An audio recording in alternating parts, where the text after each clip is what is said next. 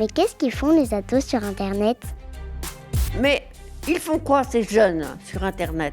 Mais ils font quoi les ados sur Internet? Mais qu'est-ce qu'ils font les ados sur Ils font sur Internet Internet, ces Mais ados. qu'est-ce qu'ils font les ados sur Mais Internet qu'est-ce qu'ils font ces ados sur Internet? Cyber, les ados témoignent. Héloïse Dupin de Saint-Cyr.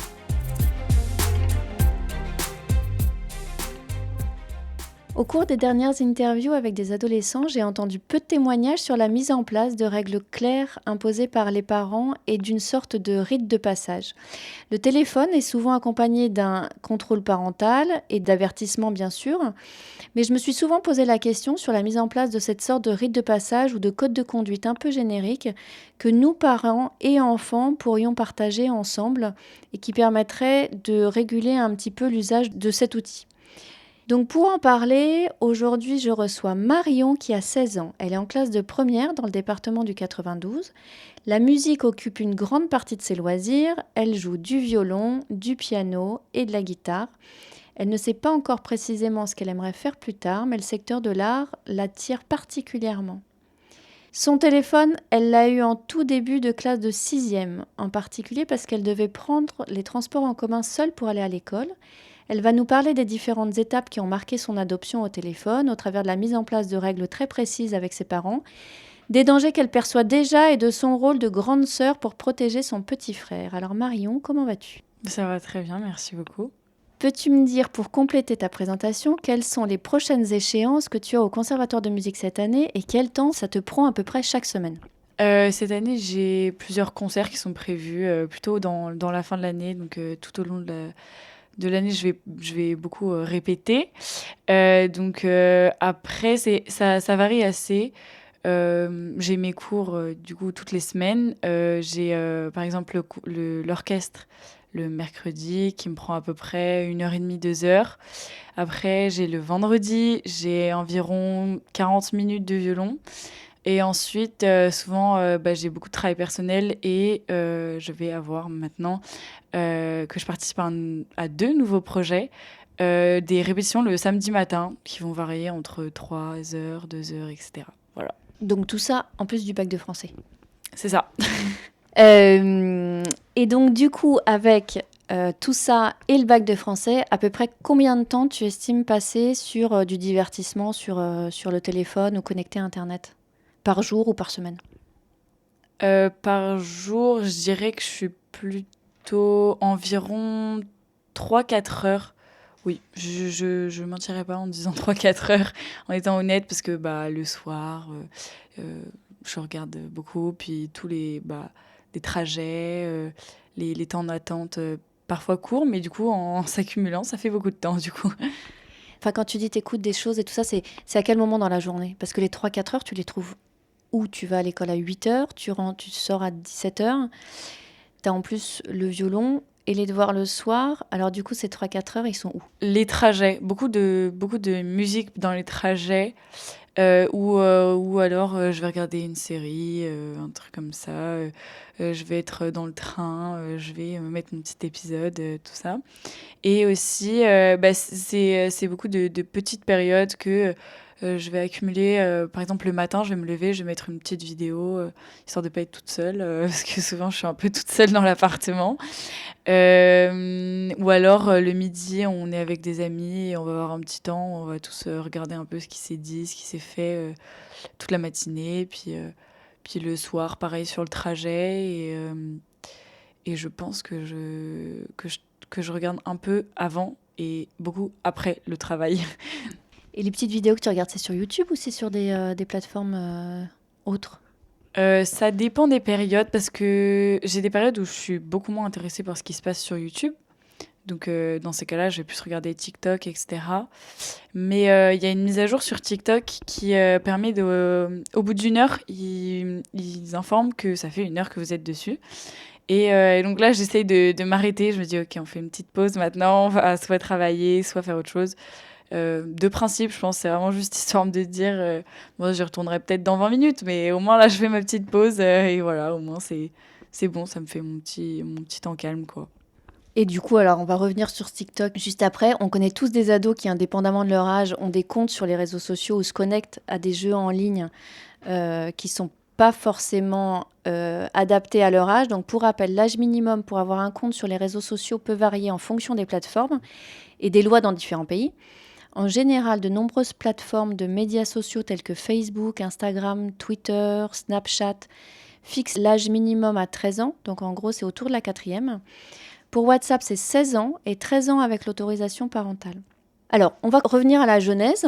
Est-ce que tu peux nous raconter ce dont tu te rappelles des mots ou des recommandations qui ont accompagné ton premier smartphone il y a du coup 5-6 ans maintenant? Je dirais que c'est d'abord les le casse-pas. Parce qu'on m'avait acheté un nouveau téléphone, voilà. Et du coup, on me l'avait donné, on m'avait dit, faut pas le casser, faut en prendre très soin. Du coup, au début, j'étais très minutieuse avec lui. Voilà, j'ai d'ailleurs eu très très peur. Je crois que le soir où je l'ai eu, j'ai pleuré tellement. Pour moi, c'était waouh, j'ai un téléphone. Donc du coup, voilà. Mais oui, c'est surtout ça, le casse-pas, le perds pas, parce que je suis très très tête en l'air. Du coup, c'était plus ça. Et les avertissements qu'on a tous, du style réponds pas aux messages de personnes que tu connais pas, réponds pas aux numéros inconnus. Enfin, j'avais pas encore tous les réseaux sociaux, j'avais juste messages, donc c'était vraiment juste on ne répond qu'aux contacts qu'on a déjà et enregistrés. Donc voilà. Donc, c'est-à-dire qu'aujourd'hui, si tu as un numéro de téléphone qui s'affiche sur ton téléphone que tu connais pas, tu le décroches pas. Aujourd'hui, c'est un peu différent, je pense. Alors pour moi, c'est plus les numéros inconnus aujourd'hui. Les numéros inconnus, je me demande souvent pourquoi ils sont inconnus. Donc s'ils sont inconnus, c'est que ils veulent pas être vus ou quoi que ce soit. Ouh, c'est le tien. Non, c'est les numéros inconnus, j'ai un peu plus de mal. Après, les numéros réels, je dirais que j'ai peut-être répondu une ou deux fois, mais souvent on me prévient, moi je vais t'appeler sur justement un réseau social, on me dit voilà, je vais t'appeler, t'étonne pas si t'as un numéro que tu connais pas qui t'appelle, et dans ces cas-là, je réponds. Mais sinon, j'essaye de pas trop répondre parce que ça me fait un peu peur, je me dis mince, ça se trouve, on m'enregistre, je me fais plein de films différents, donc du coup, j'essaye de pas trop répondre quand même. Et les films que tu te fais, c'est quoi, par exemple? On parle beaucoup d'écoute, des appels ou des choses comme ça. Alors du coup, pendant une période avec des amis, il y avait beaucoup d'avertissements un peu partout. Du coup, quand on était au téléphone, on disait bonjour à la personne avec qui j'étais au téléphone. Puis on disait aussi bonjour s'il y a une troisième personne qui nous écoute. Salut à toi. On disait plein de trucs comme ça. Donc non, on peut s'imaginer, on faisait attention à ce qu'on disait, mais c'était vraiment inconsciemment, on avait tellement été avertis dessus qu'on s'était dit, bon, au cas où, ça arrive peut-être pas qu'aux autres, donc on va essayer de faire attention à ce qu'on dit. Donc moi, c'était plus ça, et après, les films, après, comme tous les enfants, je voyais des gens avec des petits casques, des micros, et qui essayaient d'écouter tout ce qu'on disait, alors que je pense qu'on disait pas grand-chose d'intéressant, mais on se faisait plein de petits films comme ça. Et donc, quand tu as eu ton téléphone, tu as commencé à installer des applications dessus librement. Comment ça s'est passé? Non, pas librement. Du coup, j'ai toujours demandé à mon père, surtout, de mettre des applications. Donc, au début, c'était des jeux, des choses comme ça. Et après, il y a eu tout ce système de réglementation qu'on m'avait mis au fur et à mesure des années. Donc, je devais un peu respecter le passage en 5e pour WhatsApp, 3e pour... fin 3e pour Instagram, c'est ça. Et ensuite, après lycée, c'est à tes risques et périls sur les réseaux sociaux. Donc voilà, mais les premières applications, c'était plus des jeux.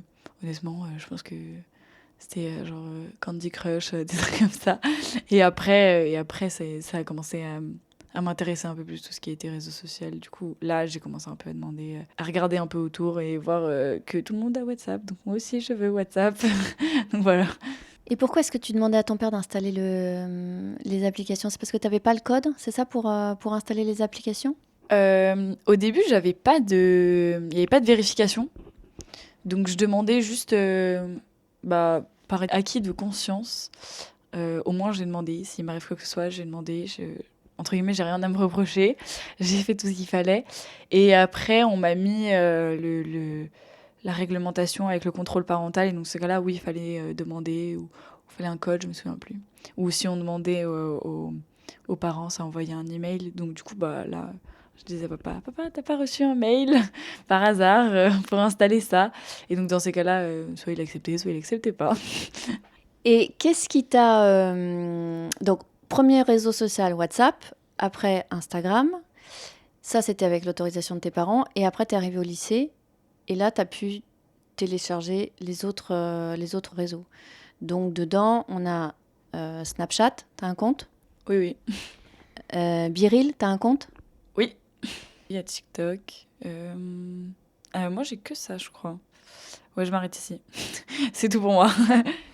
Ok, alors est-ce que tu peux nous parler de TikTok en particulier? Alors, je vais te lire un message que j'ai reçu d'un papa aujourd'hui à propos de TikTok. Si tu as l'occasion d'aborder le sujet TikTok, je pense que ce serait pas mal, car c'est une vraie addiction pour certains qui y trouvent la reconnaissance qu'ils ne cherchent ou ne trouvent plus dans la vie réelle.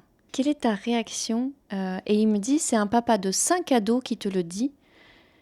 Ils ont entre 14 et 20 ans.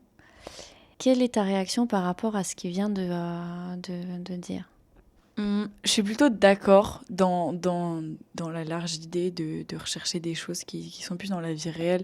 Parce que TikTok, on va pas se le cacher, c'est très superficiel. Il y a plein de choses qu'on voit et qui sont pas réelles. TikTok, c'est une application, c'est un réseau social. Et en fait, dessus, on a des vidéos très courtes. Donc maintenant, il y a une mise à jour qui va jusqu'à 10 minutes, mais souvent, ça va jusqu'à 1 minute. Et les influenceurs essayent de faire 1 minute parce que ça rémunère au bout d'1 minute. Et donc, du coup, c'est des vidéos très, très courtes. Des sujets assez variés. On peut avoir simplement des playbacks avec de la musique, quelqu'un qui recopie des paroles. Il y a des danses, il y a de la cuisine, il y a des choses drôles. Il y a un peu de tout.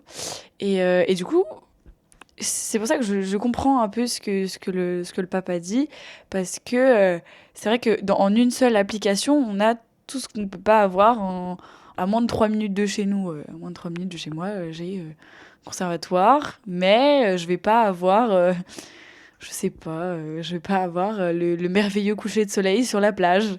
Donc il y a cette idée-là aussi qui est réelle. Puis après, il y a toutes les personnes qui sont sur ce réseau social qui sont...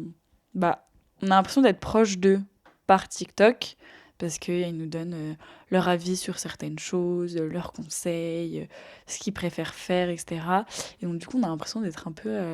d'avoir une complicité avec eux alors qu'ils parlent qu'à une caméra. Mais il y a ce lien-là qu'on a avec des sortes des je dirais, entre guillemets, célébrités, influenceurs, qu'on n'aurait pas juste en allant à un défilé, en essayant d'avoir une photo avec quelqu'un d'un peu connu qu'on aurait croisé un jour sur une affiche ou un truc comme ça. Donc c'est vrai qu'il y a cette proximité qu'on recherche beaucoup. Je garde en tête que ça reste très superficiel et que tout n'est pas réel dans ce qui se passe dans mon téléphone. Et donc, du coup, j'arrive à, entre guillemets, avoir ce recul de me dire c'est des choses inaccessibles que j'ai sur mon téléphone, donc c'est trop cool, c'est trop bien, ça m'est donné. Mais tout n'est pas réel et garde cette optique de faut un peu rester sur Terre, pas sur des petits pixels à travers mon téléphone. Et tu penses que toutes ces vidéos-là, ça peut avoir un impact sur tes choix futurs, sur tes choix de vie, sur tes choix professionnels, probablement sur la mode ou des choses comme ça? Honnêtement, oui. Parce que on se dit, par exemple, moi, ma première idée, c'est j'ai une idée pour faire un cadeau à quelqu'un. Donc, je veux personnaliser, je sais pas moi, un t-shirt, un sweat. Bon, bah, je vais regarder sur Internet, je vais voir des sites. Comme ça, la suite, je vais me dire, ok, bon, ça a l'air cool, ça a l'air d'être plutôt qualitatif ce qu'il fait. Je regarde 2-3 commentaires. Puis, premier réflexe, Instagram. Puis je vais voir si le site a un Instagram. Si sur Instagram, je vais voir les commentaires. Est-ce que moi j'ai reçu mon sweat, il a un trou dedans? Bah, je vais me dire bon, ok. Puis je vais voir aussi TikTok. Est-ce qu'il a un compte TikTok? Est-ce que ils font des vidéos? Est-ce que c'est drôle? Est-ce que il y a une cause derrière? Est-ce qu'ils font attention à ce qu'ils font ou pas? Donc honnêtement, oui, sur les choix. de la vie de tous les jours. Donc, comme je disais, un cadeau, ça influence beaucoup. Sur la mode, je pense oui. Que ce soit dans le bon sens du terme que dans le mauvais. mais oui, du coup, sur la mode, oui. Il y a même sur les goûts culinaires en soi, jamais une recette précise avec, je sais pas moi, du jambon et du yaourt. Je vais me dire, mais non, jamais je vais faire ça. Puis je vois une influenceuse qui le fait, qui me dit c'est super bon. Je vais me dire, bah, c'est super bon en fait. Donc je vais tester. Donc oui, en vrai, je pense que ça m'influence. Et après, pour le futur, oui, parce que du coup, il y a cette idée de ils l'ont fait, donc il est devenu influenceur, et aujourd'hui, il arrive à faire des défilés de mode, il a fait un concert, mais je perds l'idée dans ces cas-là un peu du oui, mais il y a une communauté derrière. Donc si tu pars avec cette communauté, donc que tu as déjà gravi tous les échelons de l'influence, que tu t'es dit, bon, maintenant, qu'est-ce que je peux faire ? Bon, je vais tester la musique, j'ai tous mes abonnés derrière qui me suivent. Donc, comment dire, je perds l'optique et l'idée de, oui, bah, quand même, faut y arriver à avoir cette sorte de communauté avant de me dire, bah, je vais faire de la musique demain, ça va percer et je vais remplir des zéniths, etc. Donc, oui, parfois, ouais, ça permet de rêver aussi, mais bon, faut un peu garder l'idée que ça manque un peu de réel parfois. Je sais que tu t'intéresses à la politique et justement, si on reprend par exemple ton illustration sur la mode, est-ce que tu te dis, voilà, pour des prochaines élections, où vas-tu chercher ton information pour choisir ton prochain candidat ? Je dirais sur Instagram. Instagram en premier. Parce que bah, notamment Emmanuel Macron a un compte Instagram, une chaîne YouTube et un TikTok. Et bah, je suis les trois et ça m'intéresse beaucoup parce que bah, y a ce truc de se dire bah, il avance. C'est-à-dire qu'il va avec le temps et il s'arrête pas juste à la télé. Parce qu'aujourd'hui, on va pas se le cacher, la télé c'est un truc qu'on regarde plus avec nos parents que tout seul dans un coin, on va se dire je vais regarder le JT ce soir. Bon, non, pas trop, plus trop en tout cas. Et donc du coup, le fait de les voir sur nos téléphones, donc nos meilleurs amis, nos téléphones, les voir dedans et on se dit, donc il y a quand même ce truc de se dire, il nous écoute, il veut nous parler à nous, on sait que c'est à nous qu'il veut parler, les jeunes, les plus jeunes. Donc ça peut influencer, moi je trouve. Et après, il y a des idées et des choses qui peuvent être mieux amenées que d'autres. Par exemple, je sais que y a des politiciens qui ont beaucoup plus d'influence chez les jeunes que chez les personnes plus âgées. Et honnêtement, je vois très bien pourquoi, parce qu'ils sont carrément plus actifs sur les réseaux sociaux. Et moi, je le vois très bien. Je scrolle sur TikTok, je vois une personne politique, je me dis « Ah, bah dis donc, il est sur TikTok, lui !» Et du coup, je me dis « Bon, bah je regarde son compte. » Et forcément, inconsciemment, bah, ces vidéos, je pense qu'elles sont très bien faites, c'est-à-dire qu'elles essayent de me convaincre. Donc, vu que je les regarde, et au fur et à mesure, je me dis, il n'y a pas tort, en fait, sur certains points. Ça va pas me faire changer totalement mon avis, mais ça peut m'ouvrir, ça peut m'ouvrir, ouais, c'est ça, m'ouvrir à d'autres sujets, d'autres avis que j'avais pas encore en tête, finalement. C'est hyper intéressant. Est-ce que tu trouves que le format très court suffit à faire passer une idée ? Enfin, ce que je veux dire, c'est que c'est compliqué de se faire une idée précise quand tu as un format qui va... une vidéo qui va durer 1, 2, 3, 4 minutes, quelquefois, un truc comme ça. En général, tu as plutôt besoin d'avoir soit un débat, soit un contexte, soit, tu vois, de comprendre un petit peu ce qui environne cette idée-là. Est-ce que ça te dérange, ça te dérange pas ? Comment est-ce que tu vas faire pour creuser l'idée ou voilà ? Moi, je suis pas la seule à penser ça. Je pense que ça m'aide justement parce que on l'apprend très bien en première. Il faut faire des synthèses. Et nous, quand on voit les débats qui arrivent sur YouTube, de moins en moins. Mais quand on voit les grands débats qui vont durer 2-3 heures, on se dit la moitié des trucs, je vais rien comprendre. Ça va parler de finances, des mots que j'ai jamais vus de ma vie. Je vais me dire, mais mon Dieu, mais de quoi ils vont me parler pendant 2 heures ? Et donc, je vais pas vouloir m'asseoir et m'intéresser au sujet. Alors que sur ces petites vidéos, c'est peut-être ça manque de précision. Mais justement, ça peut nous donner l'envie d'aller creuser un peu. Et donc, justement, d'amener à regarder 10 minutes du débat qui a été fait sur un sujet. Notamment là sur YouTube, il y a des parties. Donc on peut faire des sortes de chapitres qui sont marqués. Donc moi, je sais pas, je m'intéresse plus au sujet des études. Donc je vais m'intéresser à Parcoursup. Oh, je vois sur ma vidéo TikTok, il y a mon petit débat. Et je vois, il y a un onglet sur le sujet de Parcoursup. Et donc je vais me dire, ok, bon, je vais regarder ce chapitre-là. Et donc moi, je pense que c'est très bien d'avoir fait cet effort, en tout cas d'essayer de synthétiser, d'abréger tout ce qu'on peut dire, et donc du coup de nous dire, ok, bah là je comprends ce qu'il veut dire, il l'a fait en 30 secondes, il m'a expliqué ses idées, peut-être pas toutes, mais il m'a expliqué la majorité de ses idées, ses grands axes. Donc, moi, il y a ça qui m'intéresse dans son truc. Je vais aller regarder sur YouTube. Donc, moi, je trouve, personnellement, ça me dérange pas du tout. Limite, je trouve ça très, très bien. Une fois justement que tu as découvert une nouvelle idée, est-ce que tu en rediscutes après avec ton entourage, avec tes parents, avec tes amis, etc., pour justement débattre dans la vie réelle de cette idée? Oui, totalement. Moi, j'adore débattre. Je débat sur tout et n'importe quoi. Surtout que sur plein de sujets, j'ai pas souvent le même avis que tout le monde. Et j'ai un avis très clair. Et donc, je n'ai pas peur d'ouvrir ma bouche dans ces cas-là. Oui, donc je vais pas avoir de mal à en parler. Et je vais justement chercher à en parler pour voir avec mon père, ma mère, dans la cuisine. Le soir, ils viennent, ils se préparent leur repas. Et moi, je suis... Vous avez entendu parler de ça? Moi, j'ai vu sur TikTok, on a parlé de ça. Bon, les premiers arguments qui sortent, c'est oh TikTok. Oh Marion, TikTok, c'est vraiment pas fiable, faut un peu revoir tes sources, des choses comme ça. Mais on arrive un peu en débat, puis même dans des repas de famille avec les grands-parents, les cousins, tout ça. On se rejoint sur certains sujets, pas sur d'autres. Mais moi, je trouve que oui, enfin, ça alimente le débat qu'on peut avoir.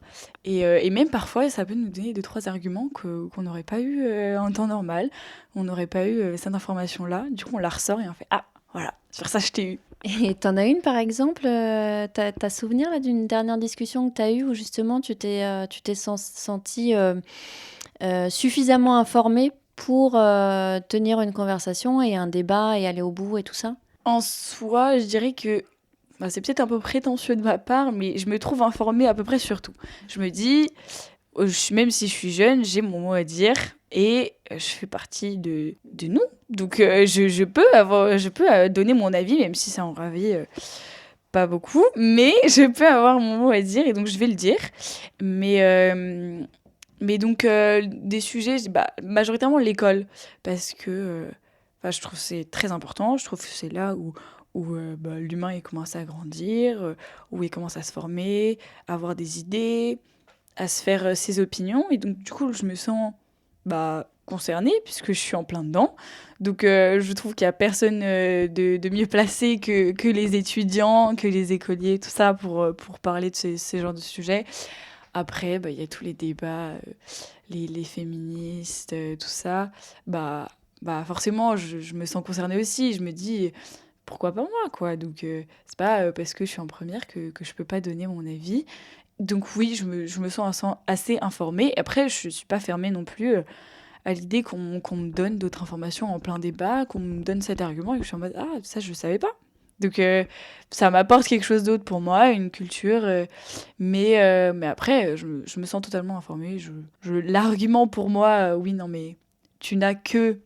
16, 15 ans, pour moi il n'existe pas trop parce que justement grâce aux réseaux sociaux on a une accessibilité à plusieurs informations grâce à ces réseaux sociaux donc je trouve ça plutôt pas mal. Sur les réseaux sociaux, les informations peuvent être diffusées par tout le monde et n'importe qui, y compris sur des opinions politiques, sur des thèmes, sur le féminisme par exemple, etc.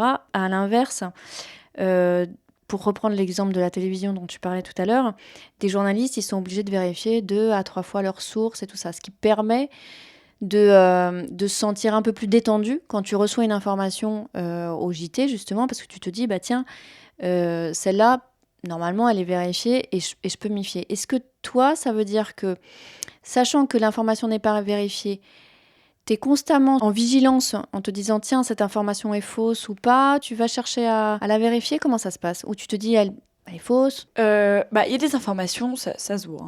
Il y a des gros montages où on voit limite la coupure entre deux vidéos. Là, on se dit, bon, je suis pas non plus un lapin, je vais pas tomber dedans. Donc, il y a des choses, non, je sais que c'est faux et je le vois très bien. J'en suis parfaitement consciente. Je sais que sur les réseaux sociaux, il faut faire très attention à tout ce qu'on peut voir parce que justement, c'est facile. Mais moi, demain, je peux dire plein de choses.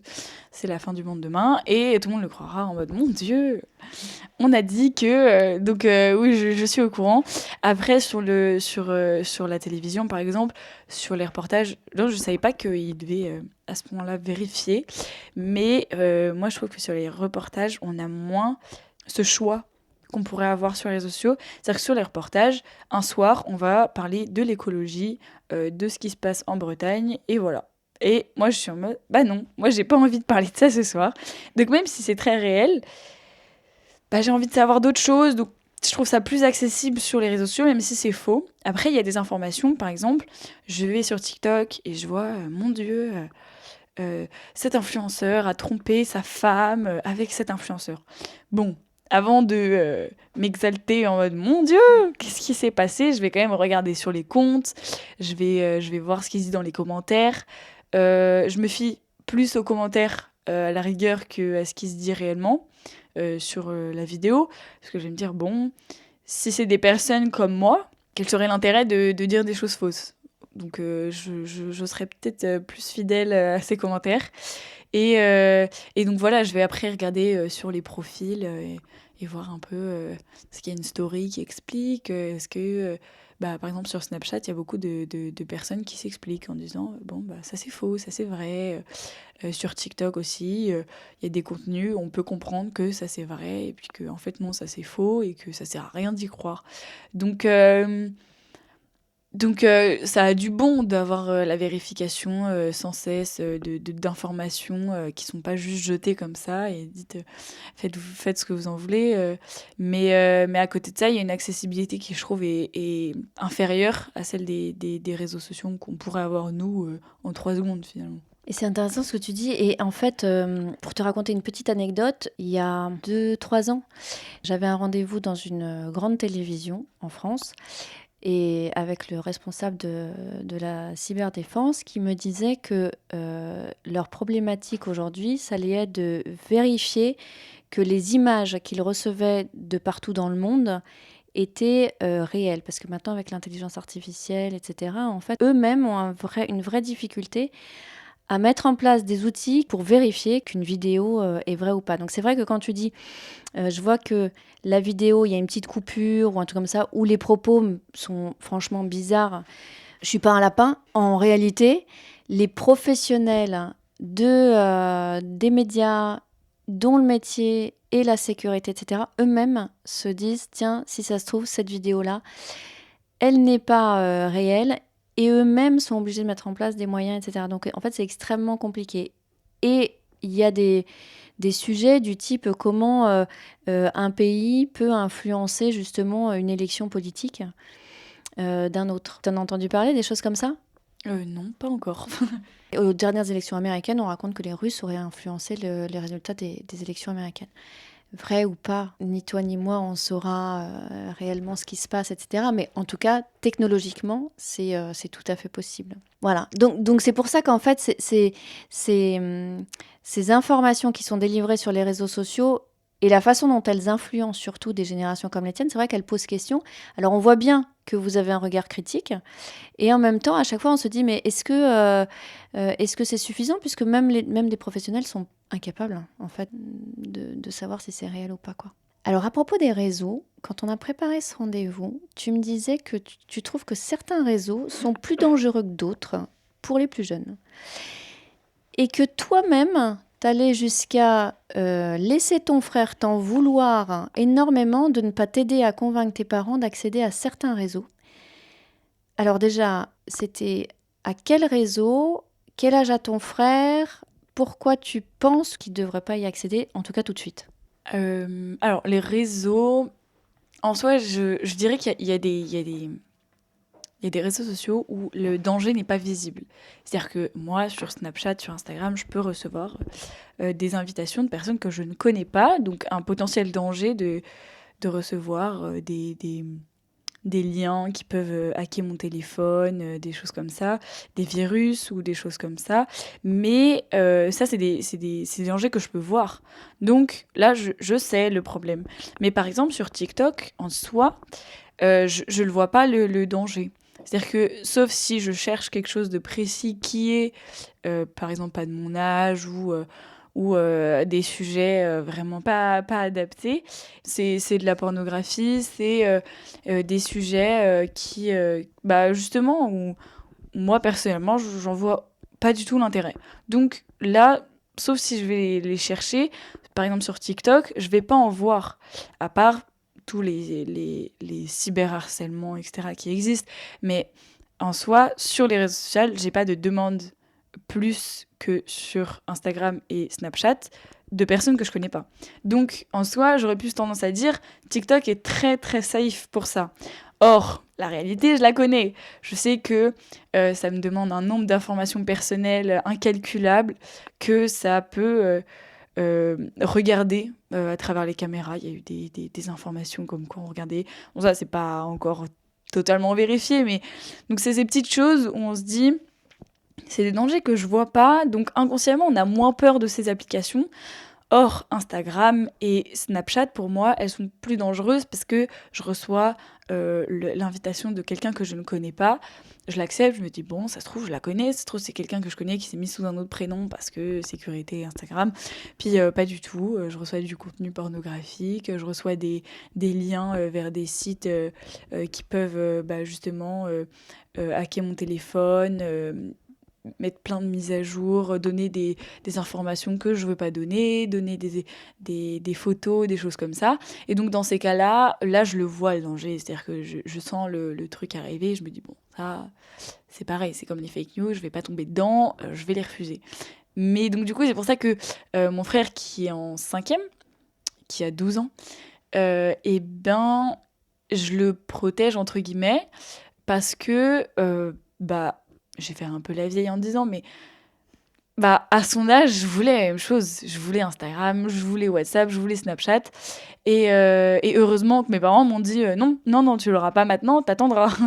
Et j'ai attendu. Et aujourd'hui, avec le peu de recul que j'ai, je me rends déjà compte du danger que ça peut être, que en 5e, on peut pas forcément voir. Et on se dit, mais ça va, mon pote, il est dessus, je comprends pas pourquoi moi, j'ai pas le droit. C'est la même chose. Je suis comme mon pote, moi, je fais la même chose. Or, justement, on a une demande, on clique dessus et hop, ça nous emmène dans des sites qu'on devrait pas voir. Et donc, du coup, je me dis, je préfère qu'ils me détestent maintenant.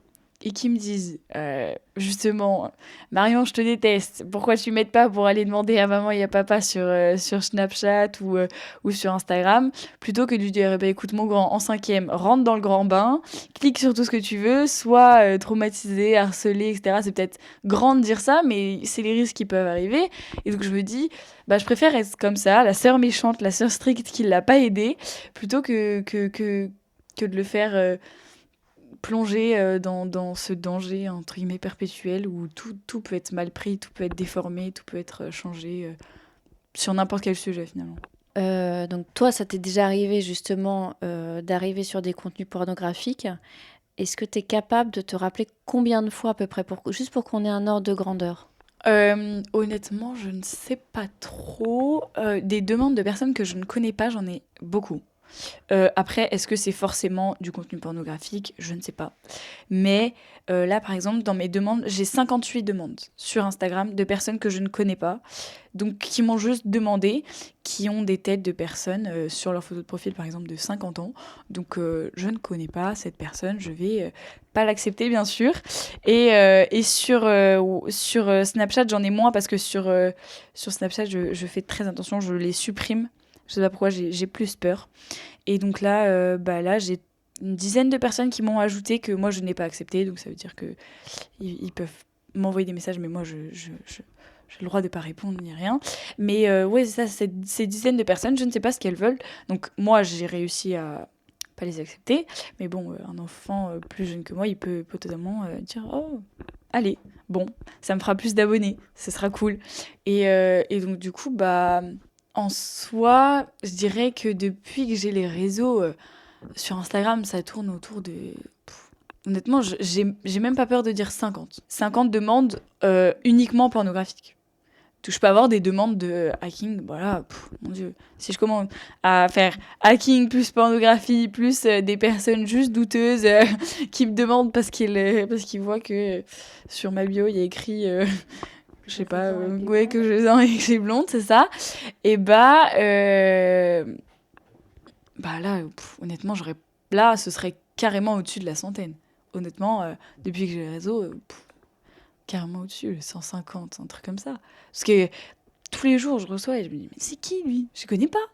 Qu'est-ce qu'il me demande ? Et dans les invitations, je vois des grands messages m'appelant à aller sur ce site-là. Et je me dis, non, je veux pas, moi. Donc ça, oui, j'en reçois beaucoup, beaucoup. J'ai entendu qu'il y a beaucoup d'hommes comme ça qui demandent des photos de pieds. Est-ce que ça t'est déjà arrivé ? Une fois. Une fois, j'ai eu une demande que j'ai bien sûr pas acceptée. Mais une fois, j'ai eu une demande et... honnêtement, j'ai même pas lu le message, c'est-à-dire qu'on peut entrouvrir les messages sur Snapchat, c'est une petite manip qu'il faut faire. Il faut avoir le coup de main, hop, et là, on voit le message sans que la personne en face ait marqué vu. Et donc, je vois le message, je supprime directement, je bloque, quitte à le signaler complètement, parce que pour moi, ça n'a pas lieu d'être. Il y a des sites pour ça, honnêtement, mais pas les réseaux sociaux, donc voilà. Quand tu le signales, ça se passe comment ? C'est facile, la procédure ? Elle est facile, je dirais même trop facile. C'est-à-dire qu'on a juste l'impression de mettre lui, je le signale. Pourquoi ? Je demande de contenu, il y a contenu pornographique, il y a se fait passer pour un autre compte, donc c'est pas la bonne personne ou des choses comme ça. Et j'ai juste à cliquer dessus. Et là, je mets envoyer le signalement. Et c'est tout. Ça s'arrête ici. Et après, j'ai aucun suivi de ce qui s'est passé. C'est peut-être beaucoup demandé, mais moi personnellement j'ai l'impression que c'est juste hop, c'est bon, il est signalé et dans 2 jours il est plus sur Insta. Non, honnêtement je pense pas que ça se passe pas comme ça. Puis le nombre de personnes qui sont signalées derrière, je sais pas combien réellement ont des réelles sanctions ou où on se rend vraiment compte de ce qui se passe, mais je trouve que c'est trop facile de les signaler justement. Alors, on va faire un petit jeu. Parmi ces réseaux, lesquels trouves-tu pas du tout dangereux, moyennement dangereux ou dangereux ? Ok ? Donc en l'occurrence pour ton petit frère par exemple. D'accord ? Instagram. Je dirais qu'il est moyen dangereux par toutes ces demandes et toutes les possibilités justement de cyberharcèlement qui sont dessus et qui arrivent malheureusement de plus en plus. Snapchat. Dangereux. TikTok. Comme je disais, moi je mettrais moyennement dangereux, même si je sais que c'est très dangereux. WhatsApp. WhatsApp, c'est l'image du gentil. Donc je dirais pas dangereux. Twitter. Je sais pas si tu as un compte sur Twitter. Non, j'ai pas du tout de compte sur Twitter. Je ne compte jamais en avoir un. Parce que pour moi, Twitter, c'est... il y a des choses drôles, je dis pas le contraire. Mais ce qui en ressort, c'est que de la haine. Pour moi, Twitter, c'est de la haine pure et dure en une application. C'est trop simple de tout dire là-dedans. C'est trop simple de donner son avis sans être sanctionné. Donc pour moi, Twitter, c'est au-delà du très dangereux. C'est effroyable un peu. Facebook. Un peu comme WhatsApp, je dirais. C'est très gentil, donc pas du tout dangereux. Discord. Tu connais ? C'est une plateforme de jeux en ligne. Je dirais pas dangereux. Je suis pas dessus. J'ai été dessus un peu pendant le confinement, pendant les cours. Parce qu'au début, il n'y avait pas Zoom, il n'y avait pas toutes les réunions possibles. Donc j'étais dessus et ça me paraissait pas très dangereux. Après, je m'y connais pas assez pour donner un réel avis dessus.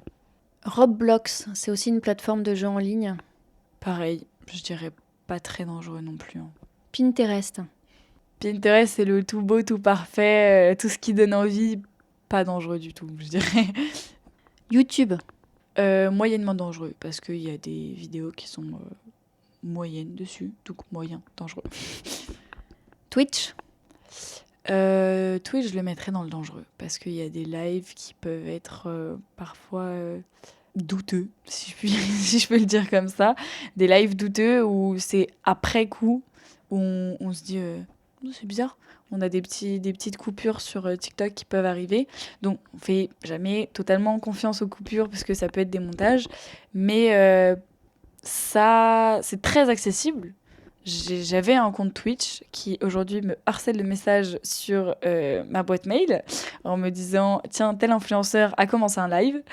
Je m'en fiche, je ne suis plus dessus, mais du coup, je le mettrais dans moyennement dangereux pour le contenu qu'il est capable de faire, même si je sais qu'en France, c'est très réglementé.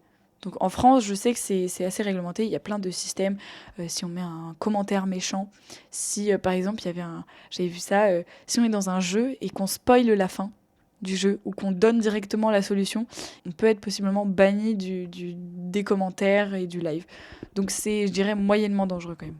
Et quand je t'ai posé la question, j'ai vu, au début tu disais dangereux, je crois tout ça, j'ai eu l'impression que tu te rappelais une vidéo ou quelque chose que tu as vu. Est-ce que c'est le cas? Et si c'est le cas, est-ce que tu peux me dire pourquoi tu m'as dit ça? Sur Twitch, j'ai ces lives de... bon, je critique rien du tout, hein, vraiment, chacun fait ce qu'il veut, mais je vois ces lives de manga. Et moi, je trouve personnellement que sur les réseaux sociaux, il y a des attitudes très étranges qui peuvent être très mal prises ou utilisées à d'autres occasions.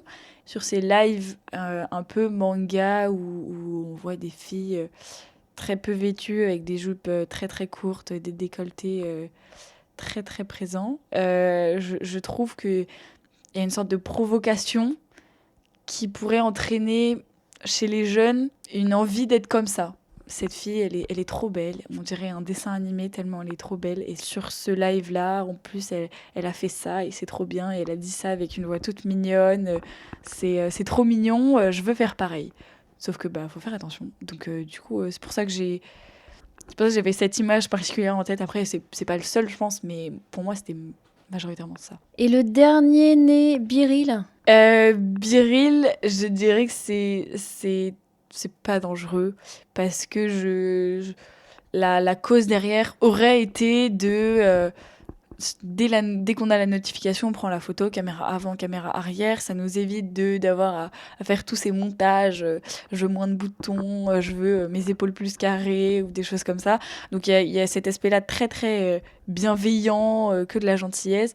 Et puis c'est vrai que ça peut nous emmener dans des situations très drôles où on est avec des amis, il y en a un qui est en train de faire le poirier, hop, Biril, donc on fait vite notre Biril, ça devient très drôle, etc.